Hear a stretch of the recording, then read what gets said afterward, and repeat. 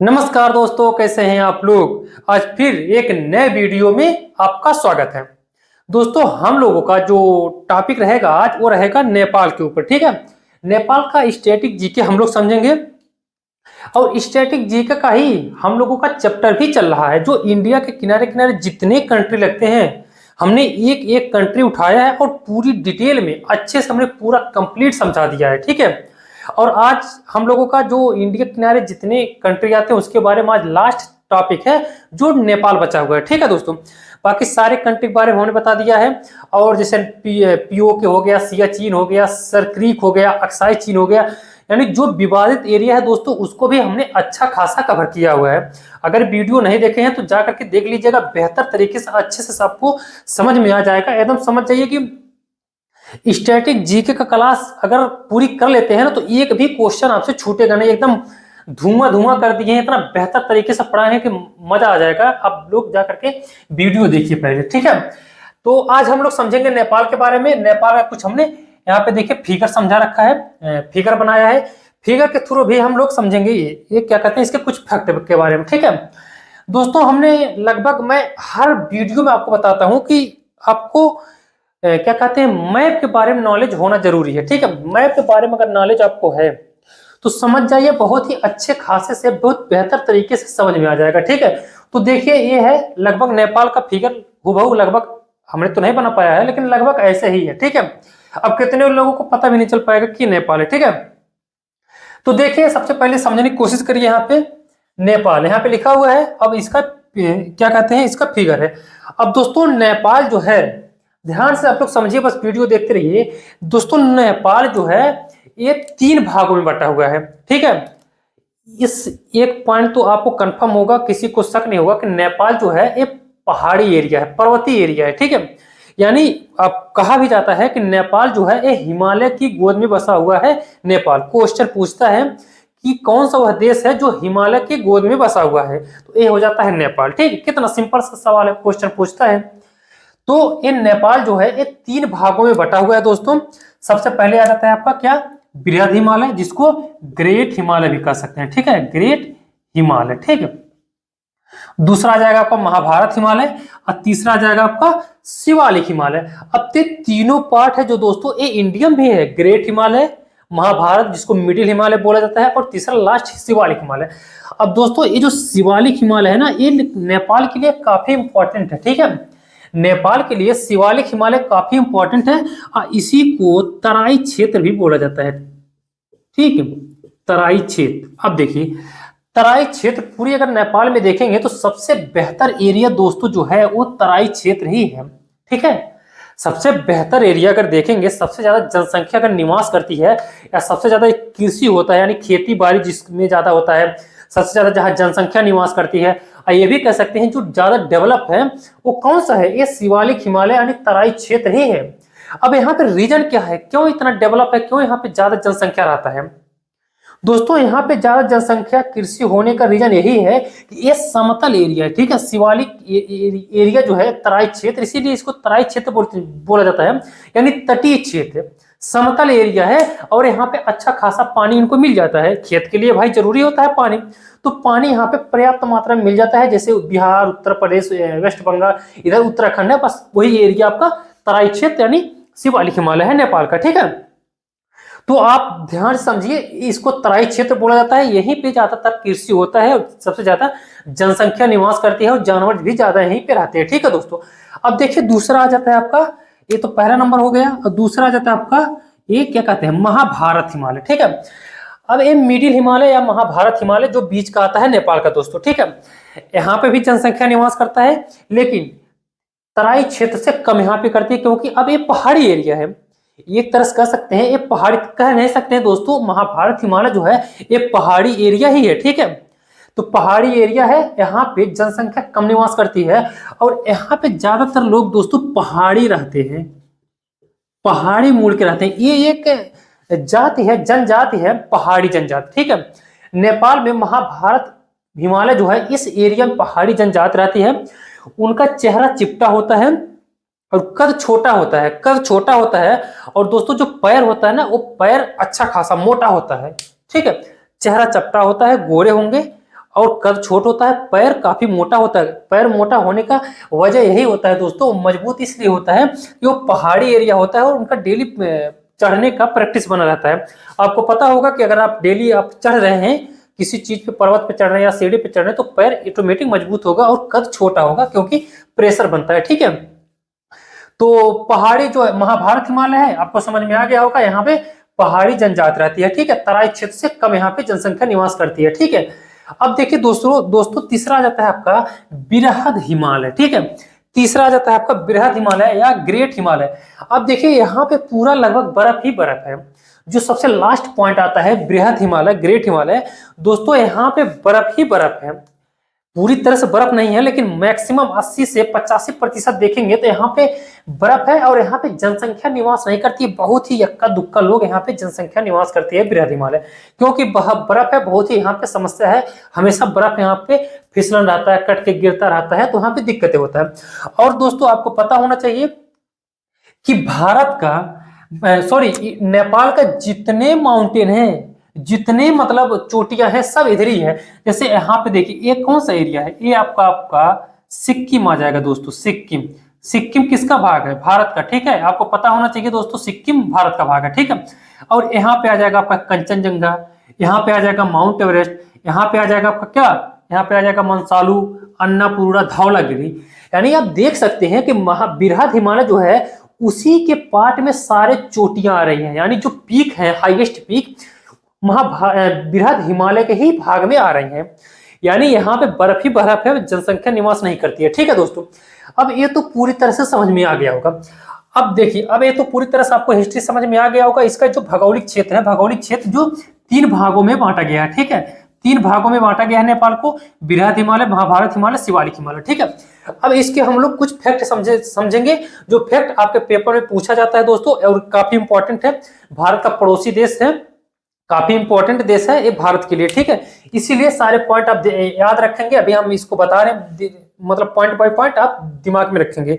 सबसे पहले देखिए दोस्तों, सबसे पहले आप क्या समझेंगे कि नेपाल जो है ये 3 तरफ से घिरा हुआ है इंडिया से। देखिए, इधर आ जाएगा आपका इंडिया, इधर आपका इंडिया आएगा, इधर आपका इंडिया आ जाएगा। ठीक है, ये है उत्तराखंड, उत्तर प्रदेश, बिहार, वेस्ट बंगाल, और इधर भी इंडिया जाएगा, ये है आपका सिक्किम। ठीक है, अब देखिए ये आ जाएगा आपका तिब्बत।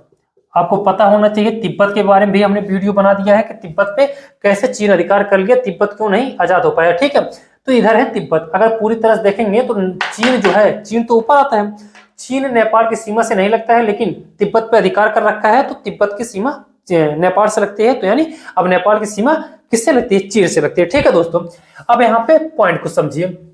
सबसे पहले क्या लिखा है, नेपाल एक स्थल रुद्ध देश है। स्थल रुद्ध देश का मतलब है दोस्तों, अब जैसे ये नेपाल है, इधर भी इंडिया, इधर भी इंडिया, इधर इंडिया, इधर तिब्बत, यानी नेपाल के चारों तरफ से कोई वाटर नहीं है, यानी वाटर एरिया नहीं है। नेपाल जो बॉर्डर है उसके किनारे किनारे कोई वाटर एरिया नहीं है। जब वाटर एरिया नहीं रहेगा तो स्थल रुद्ध, यानी स्थल से घिरा हुआ है ये नेपाल। ठीक है, और दोस्तों सबसे बड़ी समस्या होता है स्थल से कोई भी देश अगर घिरा रहता है तो वहां का इकोनॉमी पूरी तरह से डेवलप नहीं कर पाता है, क्योंकि अगर व्यापार बड़े लेवल पे होता है तो समुद्री बंदरगाहों से ही होता है। तो नेपाल जो है, जो भारत का बंदरगाह यूज करता है। ठीक है, भारत का बंदरगाह यूज करता है और बांग्लादेश का भी यूज करता है। अगर बांग्लादेश का बंदरगाह यूज करेगा तब भी वो भारत होते हुए नेपाल में इंटर होता है, कोई भी अगर वस्तु का मंगाती है। ठीक है दोस्तों, तो स्थल रुद्ध देश है। और दोस्तों अगला पॉइंट क्या है कि ये है बफर स्टेट। ठीक है, नेपाल है दोस्तों, ये बफर स्टेट है। बफर स्टेट हम उसको कहते हैं जो 2 दुश्मनों के बीच में बसा देश, उसको हम लोग बफर स्टेट बोलते हैं। ठीक है, जैसे म्यांमार हो गया दोस्तों, म्यांमार भी बफर स्टेट है, नेपाल और इंडिया के बीच में बसा हुआ है। क्या कहते हैं, चीन और इंडिया के बीच में बसा हुआ है नेपाल, म्यांमार। तो नेपाल भी ऐसे बसा है, इधर तिब्बत चीन आ जाएगा, इधर आ जाएगा आपका इंडिया। तो नेपाल बफर स्टेट है। बफर स्टेट उसको कहते हैं जो 2 दुश्मनों के बीच में बसा हुआ कंट्री रहता है, उसी को हम लोग बफर स्टेट बोलते हैं। सबसे बड़ी पॉइंट देखिए दोस्तों, ये खुले संबंध है भारत से, खुले संबंध है, वीजा की आवश्यकता नहीं होता है। ठीक है, अगर आप नेपाल में जाना चाह रहे हैं तो आपको वीजा नहीं लगेगा। आपको ये बात पता होना चाहिए दोस्तों, नेपाल में जाइए, बेधड़क घूमिए। नेपाल में अगर देखेंगे नेचर के व्यू से बहुत ही बेहतरीन है।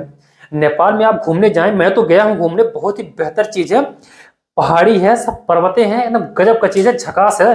तो आप नेपाल जाइए, बिना बेहिचक जाइए, कोई वीजा नहीं लगेगा, ठीक है। आप जाइए, अपनी आधार कार्ड पैन कार्ड लीजिए, आप एंट्री कराइए, जाइए नेपाल में बेहतर तरीके से घूमिए, कोई वीजा का इश्यू नहीं है।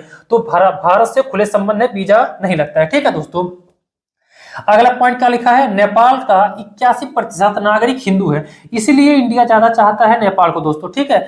नेपाल के जो तराई क्षेत्र है, तराई क्षेत्र में पूरा लगभग कह सकते हैं कि ये हिंदू ही इंडिया से ही जाकर के यहाँ पे बसे हुए हैं। तो 81% नागरिक हिंदू है। और एक बात और भी पता होना चाहिए दोस्तों कि पूरे दुनिया में अगर कोई कंट्री है तो नेपाल ही है कि जो सबसे ज्यादा हिंदू यहाँ पे निवास करते हैं, ठीक है। इसकी राजधानी काठमांडू है, मुद्रा नेपाली मुद्रा, ठीक है। और दोस्तों देखिए राष्ट्रीय गान, ये पॉइंट आपको ध्यान रखने होंगे। राष्ट्रीय गान जो है ये सयो धुंगा फुल्का, देखिए नाम थोड़ा उटांग पटांग है, लेकिन ये पॉइंट आपको ध्यान रखना है, सयो थुंगा फुल्का राष्ट्रीय गान है। नेपाल के संसद का नाम, हम लगभग हर वीडियो में बताते हैं, संसद का नाम जो होता है काफी इंपॉर्टेंट होता है। तो राष्ट्रीय पंचायत है यहाँ का, ठीक है। राष्ट्रीय पशु क्या है दोस्तों, गाय। गाय काफी इंपॉर्टेंट है, देखिए हम अपने देश में भी गाय को क्या बहुत सर्व सम्मान दिया जाता है, गौ माता माना जाता है, यानी माता के समान माना जाता है इंडिया में गाय। और अगर आप यूपी के निवासी हैं तो भाई यूपी में कुछ ज्यादा इज्जत दी जाती है गाय को, ठीक है। आप जानते ही होंगे क्यों ज्यादा इज्जत दी जाती है गाय को, और देना भी चाहिए, अच्छी बात है, क्योंकि वेद पुराण में इनका जिक्र किया गया है गौ माता का। तो नेपाल का राष्ट्रीय पशु गाय है। और राष्ट्रीय खेल दोस्तों वॉलीबॉल है, ये सबसे काफी इंपॉर्टेंट है। कितने बच्चे कंफ्यूज रहते हैं यहाँ पे कि वॉलीबॉल और बेसबॉल, देखिए बेसबॉल और वॉलीबॉल दोनों अलग अलग है। तो नेपाल का जो राष्ट्रीय खेल है, कितने लोग गलत मार देते हैं, वो बेसबॉल नहीं देते हैं, लेकिन ये वॉलीबॉल है। आप अपने खोपड़ी में बैठा लीजिए ये बात कि ये वॉलीबॉल है, ठीक है दोस्तों। अब अगला पॉइंट देखिए क्या लिखा है, प्रमुख नृत्य, देखिए घाटू नृत्य हो गया, ठीक है। नेपाल का प्रमुख नृत्य जो है वो घाटू नृत्य, आपसे क्वेश्चन पूछता है घाटू नृत्य किस देश का है, चंडी नृत्य दोस्तों, चंडी नृत्य, ठीक है। चंडी नृत्य, देउड़ा नृत्य, ठीक है। एक आता है आपका देउड़ा नृत्य, बस 3 काफी इंपॉर्टेंट है, ये पॉइंट आपको ध्यान रखने होंगे, ठीक है। प्रमुख नदी के बारे में देखिए दोस्तों, कोसी नदी आ जाएगा। कोसी नदी के बारे में जानते होंगे, ये हिमालय से निकलती है और बिहार में एंटर करती है, और यह नदियों में बहुत ज्यादा पानी है दोस्तों। जब ये कोसी नदी बिहार में एंटर करती है ना, तो ये पूरी तरह से बिहार में बाढ़ ला देती है, यानी काफी बड़े लेवल पे एरिया इसका बर्बाद होता है, कृषि पूरी अच्छे से हो नहीं पाता है ना, बढ़िया एरिया है जो कोसी नदी है। तो बिहार का शोक कहा जाता है, शोक का मतलब यही है कि ये बर्बादी है कोसी नदी, ठीक है। बिहार का शोक नदी है दोस्तों। खैर अब नहीं आता है, ये पॉइंट आप ध्यान रखेंगे। खैर क्वेश्चन पूछता है कि बिहार का शोक नदी कोसी नदी है, लेकिन अब नहीं आता है, ये इस पे बांध बना दिया गया है, कोई दिक्कत नहीं होता है, ठीक है। ये पॉइंट आप ध्यान रखेंगे, ठीक है। अगला आता है गंडक नदी दोस्तों। गंडक नदी भी काफी इंपॉर्टेंट है। गंडक नदी ये क्या कहते हैं वहां पे, नेपाल, इंडिया में इसको गंडक नदी के नाम से जाना जाता है, लेकिन यही नेपाल में रहता है तो इसको हम लोग बोलते हैं, नेपाल में इसको बोलते हैं क्या कहते हैं, नारायणी नदी, ठीक है। नारायणी नदी काफी इंपॉर्टेंट है, आप जाएंगे उत्तर प्रदेश के महाराजगंज जिला में, तो वहां आपको नारायणी नदी देखने को मिलता है, ठीक है दोस्तों। अगला आता है महाकाली नदी। महाकाली नदी को भी कई नाम से जाना जाता है, कंफ्यूज आपको नहीं होना है, बता दे रहे हैं आप पे। देखिए महाकाली नदी को काली नदी के नाम से जाना जाता है, और एक काली गंगा नदी के नाम से जाना जाता है। कोई भी क्वेश्चन आपको दे सकता है, ठीक है, कोई भी पॉइंट आपको दे सकता है, ध्यान देखने होंगे। काली नदी, काली गंगा, और उसके बाद से एक नदी आ जाएगा आपका, यही नदी, इसी को शारदा नदी के नाम से जाना जाता है। शारदा नदी ये नेपाल में ही कहा जाता है, ठीक है दोस्तों। अब अगला देखिए दोस्तों, एक नदी आ जाता है आपका कमला नदी। ये भी क्या कहते हैं, बिहार में काफी बवाल मचाता है, काफी मतलब उत्पात मचाती है नदी, एक कमला नदी, इस पे भी काफी भयानक तरीके से बाढ़ आ जाता है, ठीक है। अगला क्या है, घाघरा नदी। घाघरा नदी सुने होंगे, भारत में जब इंटर करती है तो काफी बड़े लेवल पे पानी लाता है घाघरा नदी। और दोस्तों घाघरा नदी ही जाकर के अयोध्या में इसको सरयू नदी के नाम से जाना जाता है, और यही घाघरा नदी नेपाल की सबसे लंबी नदी है दोस्तों, ठीक है। आपको ध्यान रखने होंगे, क्वेश्चन आपसे पूछेगा नेपाल की सबसे लंबी नदी, तो ये हो जाएगा आपका घाघरा नदी, ठीक है। अगला पॉइंट क्या है दोस्तों, ध्यान रखेंगे, प्रमुख पर्वत। देखिए प्रमुख पर्वत, अब देखिए यहाँ पे पूरे वर्ल्ड में, पूरे दुनिया में दोस्तों अगर देखेंगे सबसे हाईएस्ट पीक जो है वो 14 है पूरे वर्ल्ड में। 14 में से 8 तो ये नेपाल में ही है, ठीक है। 8 अगर हाईएस्ट पीक देखेंगे तो नेपाल में है, बाकी 6 अलग अलग राज्यों है, देशों में है, ठीक है। तो माउंट एवरेस्ट देखिए, माउंट एवरेस्ट आ गया सबसे पहले। इसकी हाइट कितनी है, ये भी काफी लड़के कंफ्यूज कराते हैं। अब प्रेजेंट में देखेंगे तो 8,850 मीटर की हाइट है दोस्तों। 8,850 मीटर की इसकी हाईएस्ट ऊंचाई है। पहले यही 8,848 मीटर की ऊंचाई रहता है। अब एक पॉइंट गलत होकर के 850, अगर ऑप्शन में 850 दिया है तो 850 ही आपको मानना है, नहीं तो गलत हो जाएगा, 848 मारेंगे, ठीक है। दूसरे नंबर पे आ जाता है आपका दोस्तों कंचनजंगा। खैर कंचनजंगा भारत की सबसे ऊंची चोटी है, लेकिन ये नेपाल में भी कुछ इसका पार्ट आ जाता है। इसका है 8,598 मीटर की ऊंचाई है दोस्तों। तीसरा आ जाता है आपका लोत्से पर्वत, ठीक है, 8,516 मीटर की ऊंचाई है। लोत्से पर्वत का जिक्र बहुत ही कम होता है, ध्यान रखेंगे, लोत्से पर्वत का जिक्र बहुत ही कम होता है। लेकिन ये ध्यान रखेंगे, आपसे क्वेश्चन पूछ सकता है कि लोत्से पर्वत किस देश में है। ये है आपका नेपाल में, ठीक है। अब देखिए सबसे लास्ट पॉइंट क्या आता है, इसके किनारे किनारे कितने राज्य लगे हैं। नेपाल बॉर्डर लाइन देखिए, ठीक है, ये इंडिया पूछ रहा है तो ये उत्तराखंड आ जाएगा। देखिए ये है आपका उत्तराखंड, उत्तर प्रदेश इधर आ जाएगा आपका उत्तर प्रदेश, बिहार आ जाएगा दोस्तों, यहाँ पे बिहार आ जाएगा। वेस्ट बंगाल ये है वेस्ट बंगाल, और यहाँ पे आ जाएगा आपका सिक्किम, ठीक। तो उत्तराखंड, उत्तर प्रदेश, बिहार, वेस्ट बंगाल, सिक्किम, इतने स्टेट लगते हैं इंडिया के, ठीक है। अगर देश देखेंगे तो दो देश लगते हैं, इसमें कोई शक नहीं, मैंने शुरू में बता दिया। ऊपर आ जाएगा आपका क्या कहते हैं चीन, और 3 तरफ से इंडिया से घिरा हुआ है, तो 2 देश से लगता है आपका नेपाल, ठीक है। अब आई होप आपको समझ में आ गया होगा नेपाल के बारे में। अब जो भी क्वेश्चन आपसे आपके पेपर में पूछेगा तो इससे बाहर क्वेश्चन आपसे नहीं पूछेगा, ठीक है, इससे बाहर क्वेश्चन आपसे नहीं पूछेगा। और दोस्तों इसके यहाँ पे नेपाल और इंडिया में कुछ विवाद है, कुछ डिस्प्यूटेड एरिया है, जो लिम्पियाधुरा काला पानी को लेकर के विवाद है इंडिया और नेपाल में। अब इस वीडियो को हम नेक्स्ट वीडियो में समझेंगे और अच्छे से नेपाल का फिगर बनाएंगे बड़े में, और वहां पे समझाएंगे कहाँ पे है लिम्पियाधुरा काला पानी, पूरे डिटेल में समझा देंगे, ठीक है दोस्तों। बाकी आपको ये नेपाल के बारे में समझ में आ गया होगा दोस्तों। और दोस्तों अगर वीडियो आपको अच्छी लग रही है तो यार कम से कम आप लोग शेयर कर दिया करो, सब्सक्राइब कर दिया करो, ठीक है। नेक्स्ट वीडियो मिलते हैं, आज के लिए धन्यवाद।